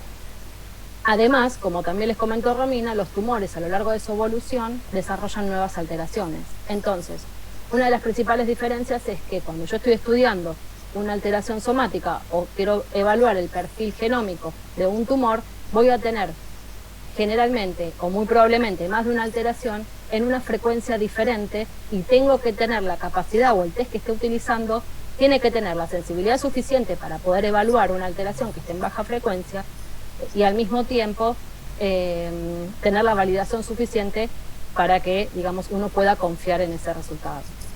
Son como las diferencias principales en lo que es referente a cómo abarco a cómo abordar el testeo. Todas estas nuevas terapias y nuevos biomarcadores que constantemente están surgiendo, como les comentaba Romina, nos permite desde el punto de vista de lo que es la medicina de precisión poder conocer el perfil tumoral de cada paciente. Hoy sabemos que dos pacientes con el mismo diagnóstico, si le hacemos un perfil genómico, va a ser diferente, con lo cual poder abordar cada paciente con su terapia apropiada en el momento correcto y en la dosis correcta es lo que nos permite, o nos va a permitir a futuro, poder continuar personalizando aún más la medicina. Y en este sentido, digamos, todos los hallazgos y toda la nueva información que hay referente a estos temas, por un lado le da a los oncólogos nuevas herramientas de tratamiento, pero por otro lado también es un nuevo desafío porque constantemente surgen nuevas terapias. Entonces, en este sentido, como les comentaba Romina, las guías de práctica clínica son herramientas fundamentales para que los oncólogos puedan, digamos, abordar al paciente de acuerdo a su perfil genómico o biomarcadores específicos y de acuerdo a su clínica de la manera más personalizada posible. Y a modo de ejemplo, como les contaba Romina, constantemente están surgiendo nuevas terapias, y es por eso que también las guías de práctica clínica también se van actualizando. Como les contaba Romina, el punta de lanza en todo lo que es la medicina de precisión es el cáncer de pulmón, que fue la primera, patología para la que se recomendó la identificación de biomarcadores, pero constantemente y sobre todo en los últimos años se ha empezado a recomendar que se testeen, ya sea un biomarcador nuevo, un panel de genes o un gen nuevo en distintos tipos de patologías tumorales. Y esto continuamente va evolucionando y va a seguir evolucionando a tal punto que si vemos en esta diapositiva que hace unos años disponíamos solo de un puñado de terapias para poder tratar con terapias target a los pacientes, hoy ya tenemos decenas de terapias y para el 2025 vamos a disponer de cientos de genes. Entonces, desde el punto de vista práctico, como hablábamos anteriormente, hoy en día el estudio de los perfiles genómicos de los pacientes generalmente es de manera secuencial. Se evalúa un biomarcador, luego otro biomarcador, lo que conlleva más tiempo. Por otro lado, la biopsia de la cual se parte de ese paciente, en general es finita, en muchos casos obtenidas a través de punciones, con lo cual es pequeña. la idea es que en un futuro podamos darle, digamos, el mayor aprovechamiento a esa biopsia y podamos obtener la mayor cantidad de información genómica para que el médico tenga la mayor cantidad de herramientas, el oncólogo en este caso, como para poder tratar a esos pacientes. Si no, digamos, hacerlo de manera secuencial va a ser prácticamente imposible. Todos estos hallazgos y todos estos adelantos desde el punto de vista de información y de descubrimientos de nuevas terapias, como les comentaba Romina, en esto tiene mucho que ver también la evolución de los testeos. En lo que se refiere a la secuenciación de nueva generación, fue realmente una revolución, porque pasamos de poder secuenciar un genoma, como les comentaba Romina antes, en 13 años, a poder secuenciar un genoma en aproximadamente 3 o 4 días. Por un lado, eso nos permitió que haya un boom en cuanto a lo que es la información genómica, que nos permitió llegar a hoy con la cantidad de terapias en corto tiempo que se han aprobado. Por otro lado, trajo el desafío de tener que aprender a analizar un montón de información para poder tomar decisiones en ese sentido. Es importante destacar, digamos, que, como vimos antes, en lo que se refiere al desarrollo de cáncer, desde el punto de vista de testeo, no tiene demasiado sentido, por un tema costo-efectivo, analizar un whole genome sequence o un exoma completo, whole exome sequencing, porque en realidad vamos a estar analizando mucha información. La cantidad de veces que vamos a leer esa información por ahí no sería la adecuada por la capacidad que tienen los equipos y todo lo que uno está evaluando. Entonces, en general, el approach que se utiliza para estudiar el perfilado genómico, genómico de los tumores es a través de paneles, que pueden ser de dos tipos, desde el punto de vista hotspot testing, que ahora los vamos a ver, o captura híbrida. En lo que se refiere a paneles de estudios genómicos, hay múltiples empresas que ofrecen estos servicios en el mundo. En general, si los quisiéramos como clasificarlos, podemos clasificar en dos tipos de abordaje de testeo. Por un lado tenemos los paneles hotspot. Como les comentaba Romina, las alteraciones hotspot son aquellas que uno espera encontrar en determinados genes con mayor frecuencia. Entonces, lo que se hace para diseñar este tipo de paneles es buscar específicamente esas alteraciones. Entonces, en determinadas regiones del gen. Por un lado, son paneles generalmente más pequeños, de alrededor de 50 genes.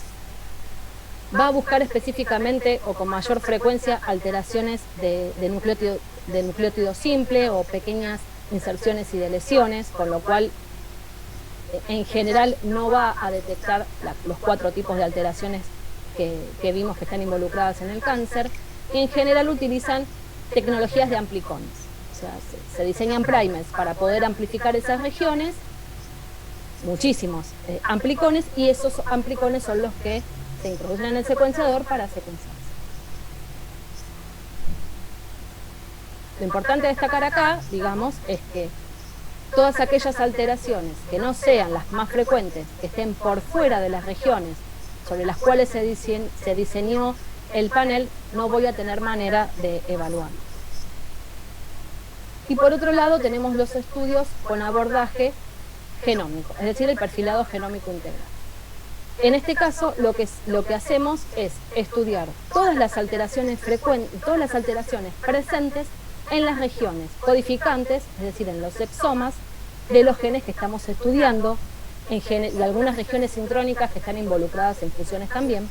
Y, digamos, lo que hacemos es detectar, por el tipo de diseño que tiene este tipo de paneles, los 4 tipos de alteraciones, por un lado.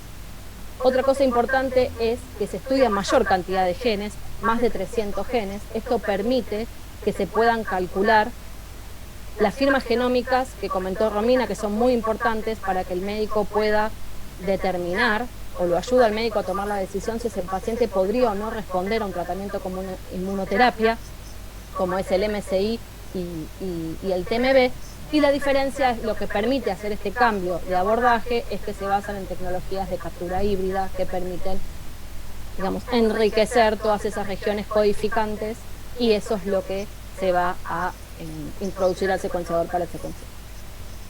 Para que tengan otra idea, digamos, ya sea hotspot o perfilado genómico integral, nosotros estamos haciendo un estudio sobre un tumor que puede tener, como les comentaba, alteraciones en distintas frecuencias y demás, con lo cual la cantidad de veces que yo tengo que leer cada una de las alteraciones es alta.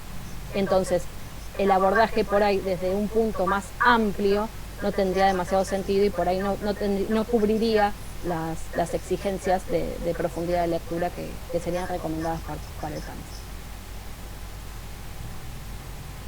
Yo, digamos, acá a modo de ejemplo, traje como ejemplo los estudios nuestros de Foundation Medicine para que vean la diferencia. En general, si los evaluamos, hay dos tipos de estudios. Un tipo de estudio en el cual partimos de una biopsia de tejido, en el cual el tejido, la biopsia está embebida en parafina, o sea, en el taco de biopsia. En nuestro caso, desde el punto de vista de estudios de tumores sólidos, tenemos dos tipos de testeo, el Foundation One CDX y el Foundation One Heme. El Foundation One CDX evalúa 324 genes a nivel del DNA, calcula el MSI y el TMB como biomarcadores de respuesta a inmunoterapia, y el Foundation One Heme está pensado, si bien está pensado para enfermedades oncomatológicas y sarcomas, en Argentina, en nuestro caso, lo utilizamos para sarcomas, y es un poco más grande por el tipo de alteraciones que presentan estas patologías y estudia 406 genes, secuenciación completa de la región codificante a nivel del DNA y 265 a nivel del RNA, porque, digamos, cierto tipo de fusiones se evalúan mejor de esta manera. Y desde el punto de vista de evaluación de alteraciones tumorales a nivel de sangre, que ahora después lo vamos a ver un poco más en profundidad, tenemos el Foundation One Liquid, que lo que hacemos es una biopsia líquida, evaluando las alteraciones en el DNA tumoral circulante. La muestra de origen es sangre periférica, o sea, se toman dos tubos de muestra de sangre de aproximadamente 8,5 mililitros, y en esa muestra de sangre vamos a evaluar el DNA tumoral circulante, los mismos 324 genes que estamos estudiando a nivel de tejido de tumor sólido. Vamos a tener un cálculo también del MSI y del Blood TMB, porque está calculado a nivel del DNA tumoral circulante, y además en los casos en los que se pueda calcular, va a informar la fracción tumoral para que el médico pueda tener una idea de cuál es la cantidad, en relación a la cantidad de DNA tumoral circulante de ese paciente. Entonces, consideraciones a la hora de realizar estos tipos de estudios. En principio, como les comentaba Romina, cuanto más temprano yo conozca la biología del tumor de ese paciente, mejores decisiones o más precisas voy a poder tomar desde el punto de vista médico. Normalmente, al día de hoy, cuando recibimos un tipo de solicitud, son para pacientes que ya han recibido terapias previas, que han recaído a esas terapias, o que la clínica del paciente le hace pensar al médico que ese paciente podría tener alguna alteración molecular que podría estar involucrada en el desarrollo del cáncer. Esto es en general, digamos, a qué tipo de pacientes se lo están solicitando. Desde el punto de vista de biopsia de tejido, lo que recomendamos es que la biopsia sea lo más reciente posible. Como les comentó Romina, el paciente evoluciona y las alteraciones del tumor también evolucionan y van cambiando. Entonces, si yo tengo un paciente que recayó y tengo una biopsia de 5 años, lo más probable es que la foto genómica de esa biopsia no represente a la situación genómica del tumor de hoy. Con lo cual lo ideal es que la biopsia sea lo más reciente posible. En el caso del que el paciente tenga metástasis, lo ideal o lo recomendado es que la biopsia sea de la metástasis. Algo muy importante es que si la biopsia es relativamente reciente, pero el paciente fue tratado con terapia target, sabemos que la terapia target va a ejercer una presión de selección sobre ese tumor, con lo cual, lo mismo que decíamos antes, digamos, si yo a ese paciente le di una terapia target y la biopsia es anterior a la terapia target, lo más probable es que la las alteraciones no coincidan, porque muchas veces aparecen alteraciones de resistencia que no voy a estar viendo en la biopsia previa.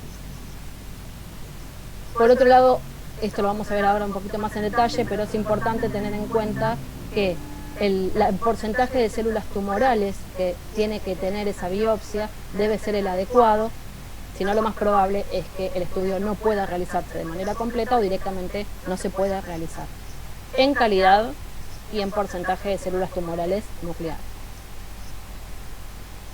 En el caso de que no tengamos una biopsia reciente, el paciente recibe una terapia target y no se puede rebiopsiar, esto obviamente siempre es decisión del médico, y muchas veces la opción es realizar una biopsia líquida.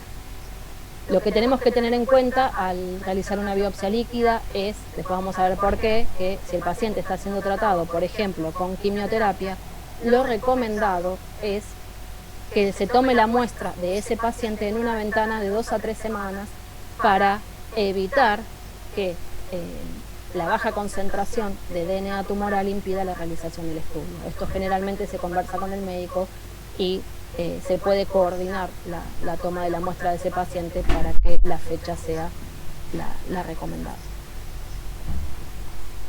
Desde el punto de vista de lo que hablábamos del porcentaje de células tumorales, esto es a modo de ejemplo. En general, cuando uno obtiene una biopsia tumoral, tiene tanto células normales como células tumorales. Es importante, o lo que recomendamos, es que la proporción de células tumorales nucleadas sea mayor al 30 o al 35%, que no haya necrosis, fibrosis y demás, porque obviamente eso no es tejido que se pueda utilizar. Generalmente los laboratorios, si hay un laboratorio de anatomía patológica asociado a ese médico, tratamos de que en lo posible se evalúe previamente, sobre todo cuando hay más de un taco disponible, que la muestra sea adecuada para realizar el estudio. Y en el caso de que la muestra sea subóptima, es decir, que estemos por debajo del porcentaje de células tumorales que recomendamos, si las células se encuentran en un foco que podría potencialmente enriquecerse haciendo una disección de esa porción de tumor, podría llegar a obtenerse un resultado, pero digamos cuando las células tumorales están muy dispersas, en baja proporción, la probabilidad de obtener un buen resultado disminuye. Cuando la muestra, igual esto lo vamos a hablar ahora, pero cuando la muestra llega al laboratorio, se le hace un análisis, un patólogo le hace un análisis en principio para evaluar que el tipo de histopatológico que se reportó en la orden médica concuerde con la muestra que se está enviando, y además se evalúan estos parámetros de calidad inicial como para dar el puntapié al que el estudio se comience a realizar. Cuando hablamos específicamente de lo que es la biopsia líquida se refiere a la evaluación de DNA tumoral circulante. Ustedes saben que tanto las células normales como las células tumorales, por distintos tipos de mecanismos como la apoptosis, la necrosis o la secreción, liberan DNA al torrente sanguíneo. Este DNA tiene características específicas, es un DNA que generalmente está degradado, tiene entre 50 o 200 pares de bases, tiene una vida media corta, y digamos es muy importante desde este punto de vista tener en cuenta que hay distintos puntos a tener en cuenta al realizar una biopsia líquida por los desafíos que presenta. O sea, los estudios de biopsia líquida son muy dependientes, lo cual es lógico, de la concentración de DNA tumoral circular. En principio se sabe que no todos los tumores liberan DNA al torrente sanguíneo de la misma manera. Por ejemplo, un cáncer de colon se sabe que libera mayor cantidad de DNA que un glioma, por ejemplo. Por otro lado, depende también de cuál sea la ubicación del tumor, cuán vascularizado esté ese tumor, y por otro lado, la carga tumoral del paciente. Se sabe que cuanto mayor es la carga tumoral del paciente, mayor va a ser, o se espera que mayor sea la concentración de DNA tumoral circulante.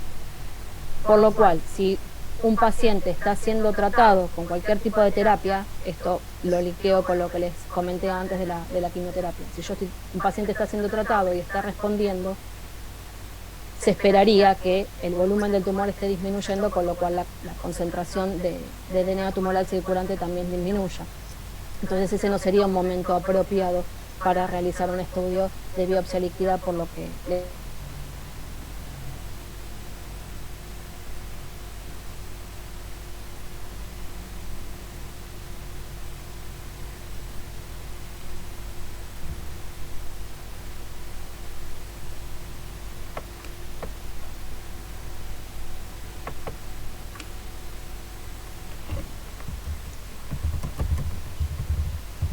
Sabrina, creo que tuviste problemas con el audio, ¿puede ser?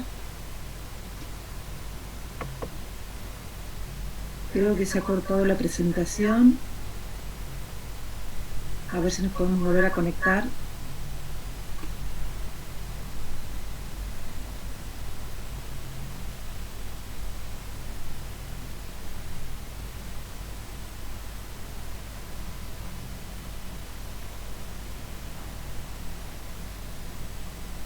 Si querés, sí, me parece que... con las preguntas, Gaby, hasta que pueda reconectarse. Y ahí le escribí, pero vamos a ver qué dificultad tuvo para poder seguir. No sé si los chicos que nos hacen, bueno. ¿Querés, Gaby, que hagamos un par de preguntas? Sí, Romina, ¿estás de acuerdo? ¿No hay problema, Romina? Y cómo no, claro, puedo ver algunas de las que están aquí en el chat, vas contestando en la sección de Tengo una preguntas. pregunta antes que me quedé pensando. En cuanto a las aprobaciones agnósticas, vos hablaste. Sí. O sea, yo como médico pido una plataforma, me llega el resultado, me llega esta alteración somática y las drogas asociadas o potencialmente beneficiosas para ese caso, para ese paciente. Y en la otra columna me van a decir otras drogas para esa alteración somática, pero por ahí no están aprobadas, por lo que vimos, para ese tumor específico. ¿Cómo yo me manejo en la práctica o con obra social? ¿Cómo hago? Porque por ahí no, obviamente no está aprobada con Sí. el FDA o por ANMAT. Entonces, en la práctica diaria, ¿cómo me manejo yo como médico? Mira, eso es una excelente pregunta que podemos tratar de despejar mañana y vamos a mostrarles ejemplos con los doctores Juan Manuel O'Connor y Fernando Petracci, que vamos a analizar dos casos. Y el del doctor Juan Manuel O'Connor es uno de estos en donde la alteración genómica tiene una droga en Estados Unidos, pero no está aquí. Lo que te puedo decir desde mi experiencia de formar parte del comité en el Instituto Fleming, mientras más evidencia científica haya para dar una terapia, más chances hay de que haya una cobertura por parte de la prepaga que tenga el paciente. En el caso que les mostré hoy del angiosarcoma, fue un tratamiento que definió el médico tratante basado en esa alteración genómica y que el paciente cubrió durante un tiempo por su lado, y luego cuando las respuestas eran claras en los escaneos del CT scan, la prepaga empezó a cubrir ese tratamiento. En un primer momento lo cubrió el paciente. Cuando no están aprobadas para esa histología es por supuesto más complejo, y si quieren podemos retomar esa pregunta mañana con los oncólogos, que son los que más experiencia tienen en ir a buscar esas drogas, a pelearla a la prepaga o en hablar con los pacientes en cómo seguir el tratamiento. Sí, claro, es más difícil, pero bueno, si hay evidencia hay más sustento, ¿no? Para ir a decir, mira, con esta alteración, esta terapia funcionaría y queremos acceso a esta droga. Perfecto, sí, porque ahí veo como una dificultad por ahí, sobre todo con tumores huérfanos de tratamiento que tienen, viste, poca línea de tratamiento, entonces creo que ahí por ahí habría de ver cómo uno en la práctica diaria se puede manejar. Claro. Pero bueno, después si vos me decías que viste algunas preguntas del público. Acá tenemos algunas que las estaba mirando, que las pusieron mientras estaba la presentación. Una que está buena, podríamos decir que en muchas mutaciones en el tumor lo hace candidato a inmunoterapia y mutaciones puntuales lo hace candidato a una droga específica de esa mutación. La verdad es que es algo que evalúa siempre el oncólogo.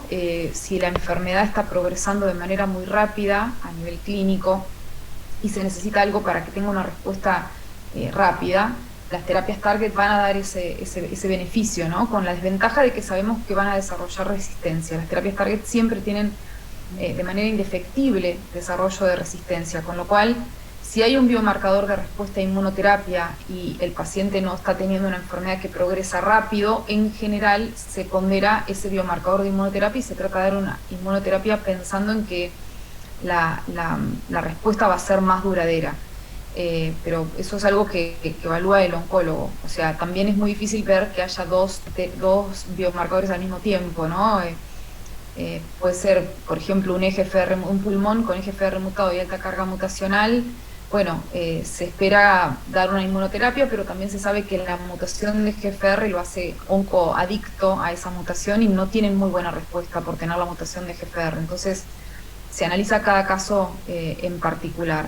De preferencia, la inmunoterapia tiene la chance de dar respuestas por mucho más tiempo, en algunos casos respuestas completas, y es como de elección, ¿no? Es más importante, digamos, ese tratamiento, pero también hay que ver cómo está el paciente.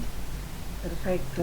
Gaby, volvió Sabrina, si querés que Bien. finalizar y después seguimos con las preguntas. ¿Qué te parece? Bueno, perfecto. Sabrina, ¿estás ahí? Sí. Y les comparto pantalla. Apagué la cámara a ver si me ayuda porque no sé, de golpe se cortó internet. Quería mostrarles en realidad la parte final.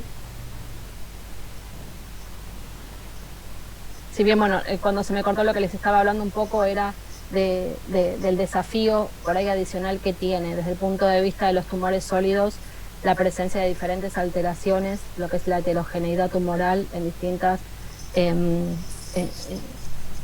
frecuencias, lo que hace que, digamos, es muy importante, independientemente cuál sea la herramienta o el panel que estén utilizando, por un lado saber qué es lo que estoy viendo, o sea, qué capacidad tiene ese test de evaluar qué, y por otro lado la validación que tenga. Y desde el punto de vista de la biopsia líquida, como les comentaba, trae aparejados características específicas adicionales, con lo cual es aún más complejo.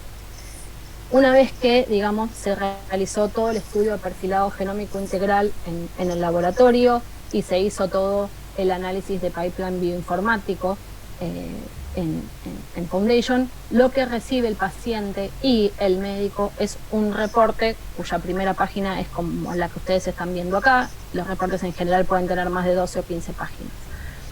En general tiene una parte donde se informa cuál es el tipo de tumor sobre el cual se realizó el estudio, información referente al paciente, al espécimen que se envió a analizar, un resumen de los hallazgos genómicos por un lado y por otro lado cuáles son los hallazgos referentes al al MSI, al TMB, como biomarcadores de respuesta a inmunoterapia, como les comentaba antes. Si hay cuántas terapias target o cuántos estudios clínicos asociados a esas alteraciones se están corriendo en el momento. Todo esto se va explayando a lo largo del reporte y después comienza a detallar cada una de las alteraciones. Por un lado, desde el punto de vista de los biomarcadores, del MSI y del TMB, de acuerdo a cuál sido, o sea, si la respuesta es que el paciente es estable o no, se van a asociar o no las terapias correspondientes.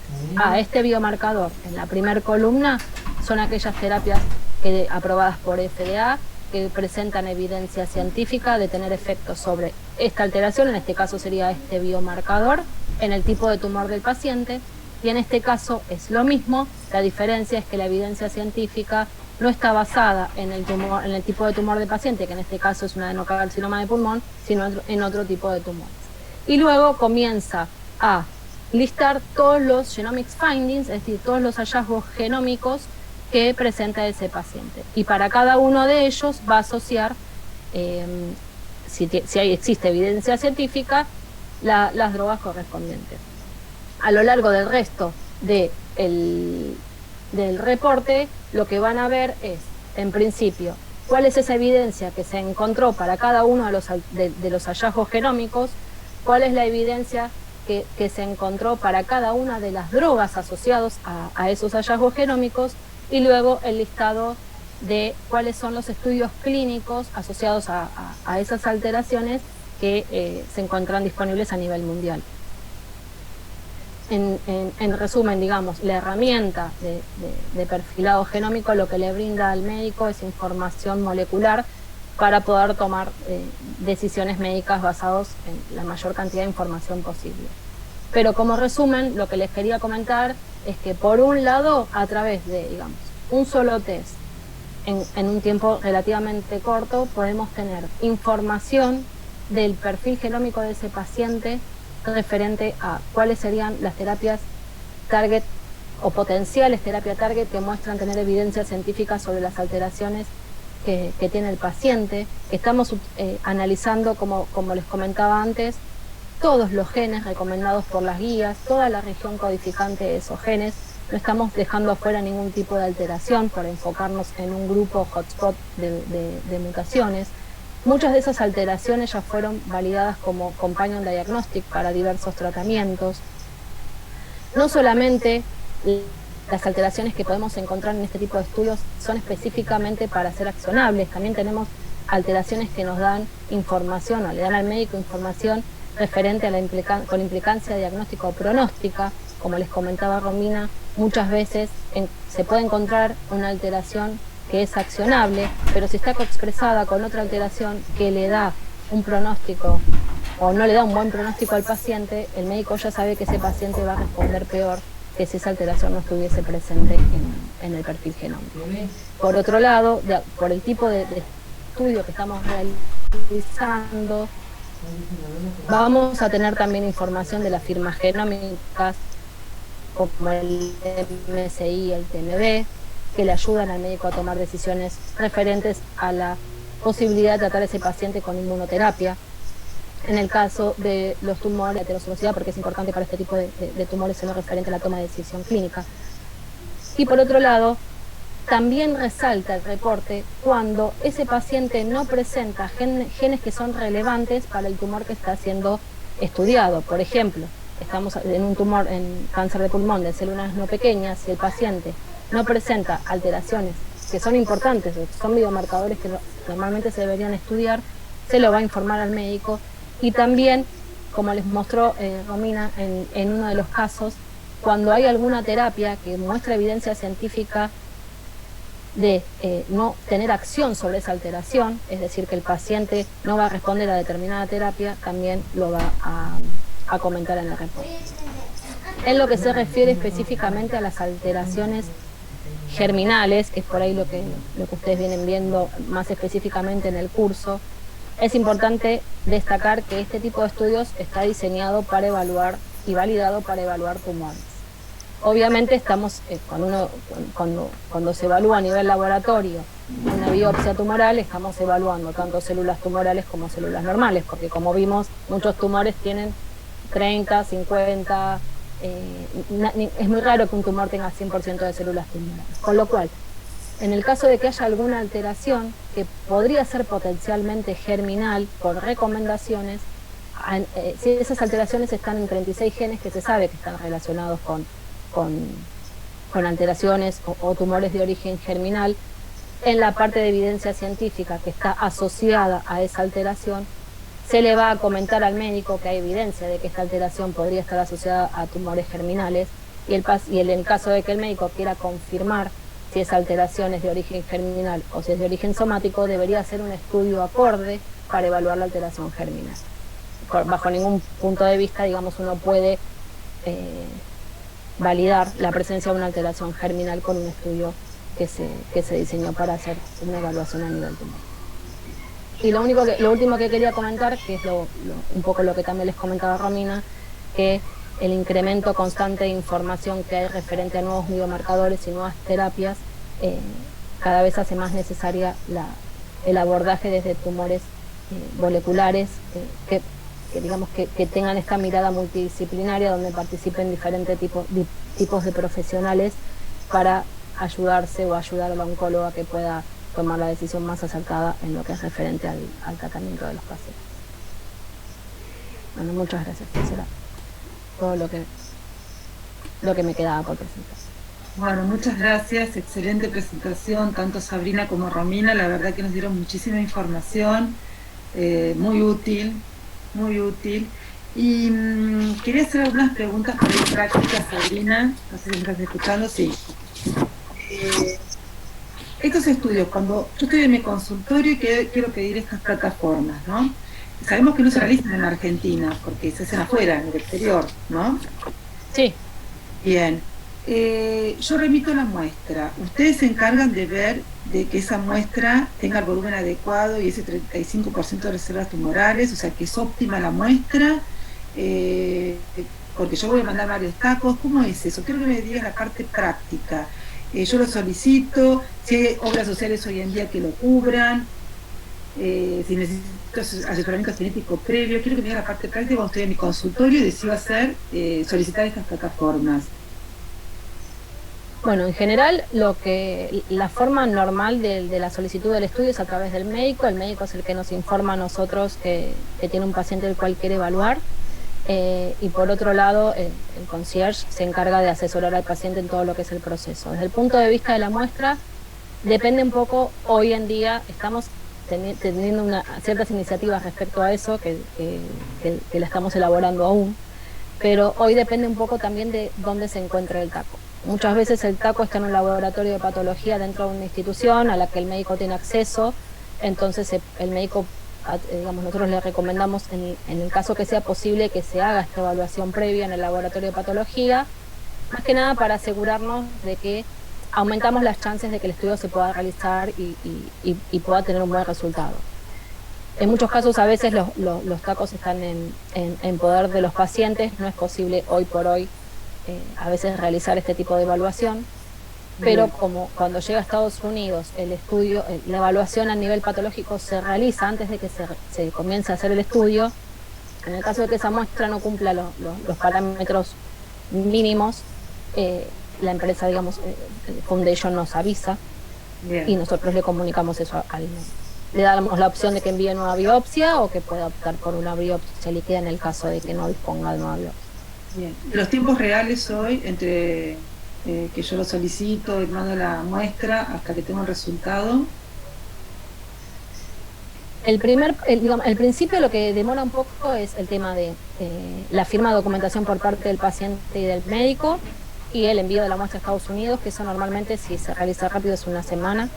Y una vez que llega ya, en aproximadamente 15 días el estudio estaría. O sea que un Foundation One CDX, que es el de tejido o el liquid, en alrededor de 20 días está disponible. El HIM, como vimos que es un poco más amplio y estudia también RNA, la demora es un poco mayor, alrededor de 25 días.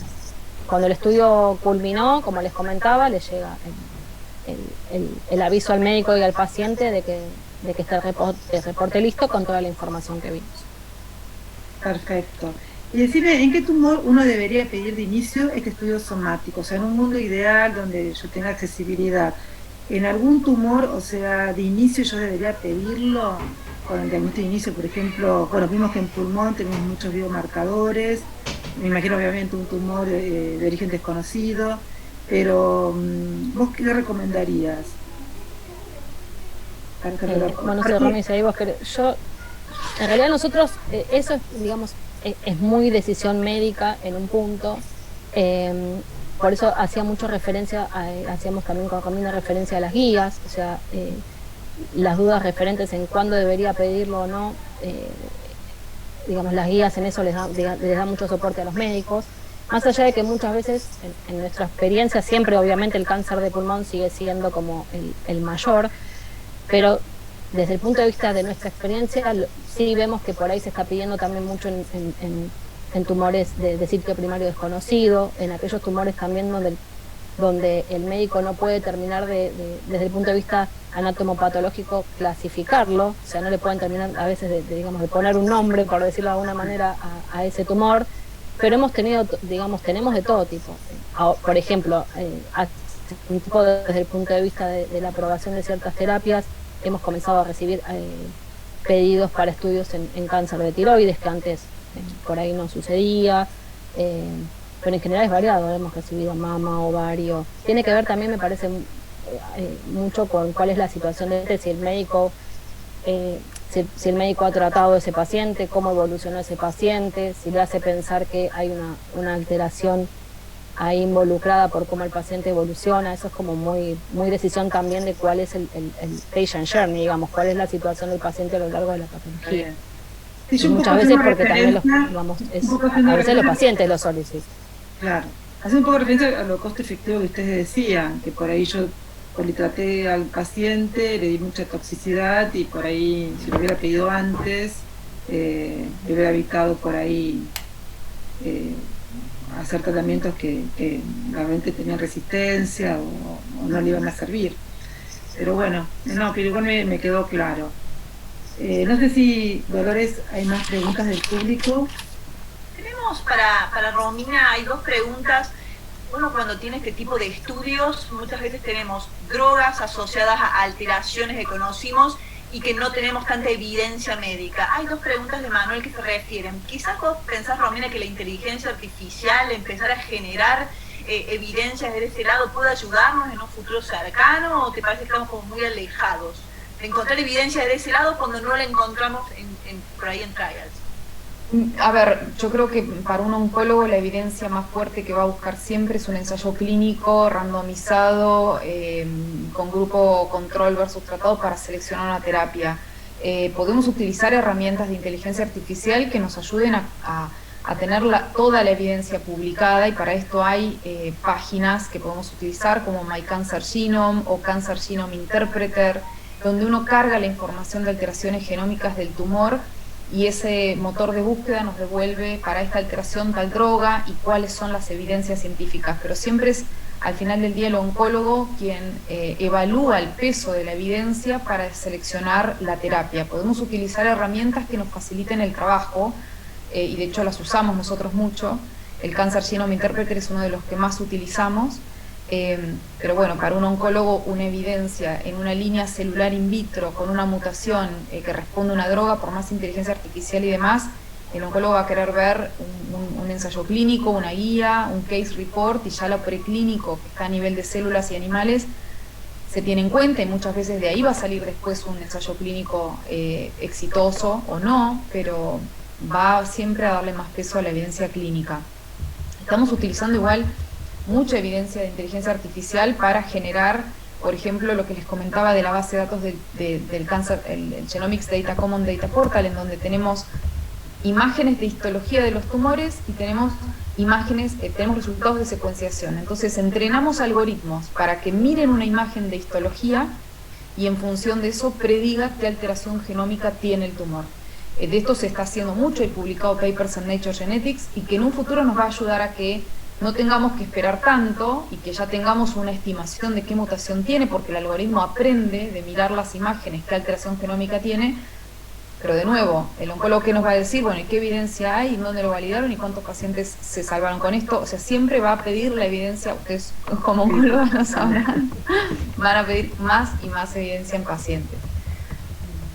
Así que bueno, todo está por, obviamente, demostrarse y mejorarse, ¿no? Bien. Muy claro, chicas, muy claro.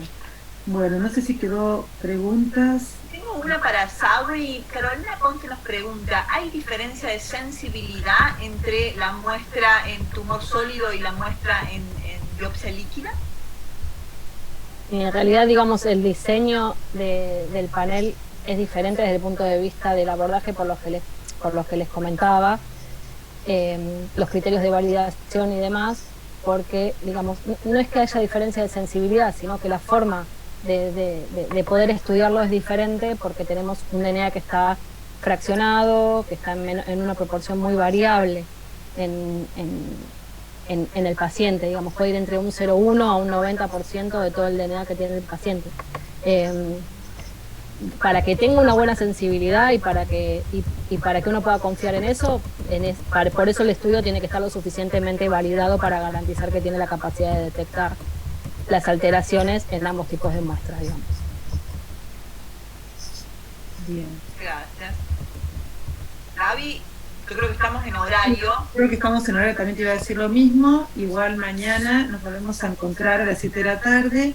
Mañana recordemos que vamos a tener 2 casos clínicos, uno del doctor Petrachi, que va a hablar de un paciente con cáncer de mama, y la otra presentación del doctor Juan O'Connor, Y previamente vamos a tener la charla de Luisina Bruno, la doctora Luisina Bruno, que va a hablar de hallazgos genómicos germinales en el testeo de alteraciones somáticas, que vi que hay algunas preguntas, así que mañana las vamos a contestar. Bueno, muchísimas gracias, excelente presentación, nos abrieron la cabeza, la verdad que, y mucho, así que bueno, mañana nos veremos, sobre todo con Romina, que vas a participar en el debate de los casos clínicos. Bueno, les agradezco a todos los participantes, así que bueno, mañana a las 7 nos volvemos a encontrar. Muchas gracias por estar. Adiós, buenas gracias noches. a todos. Muchas Hasta luego. gracias.